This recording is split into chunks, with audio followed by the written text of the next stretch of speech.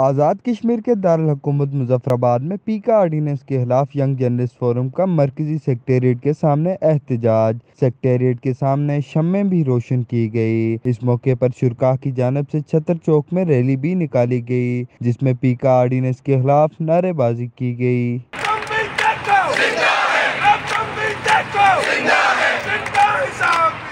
दारुल हुकूमत मुजफ्फराबाद में पीका ऑर्डिनेंस समेत सहाफ़ती हलकों को पुलिस गर्दी का निशाना बनाए जाने के खिलाफ सहाफ़ियों, वकला, तुलबा और ताजरान समेत दीगर अवामी हलकों से तलक रखने वाले नुमाइंदान ने छतर चौक में एहतजाज किया। इस मौके पर सहाफ़ती खिदमात की पादाश में जुल्म का निशाना बनने वाले अहले कलम की कुर्बानियों की याद में शम्में भी रोशन की गई, नारे भी लगाए गए।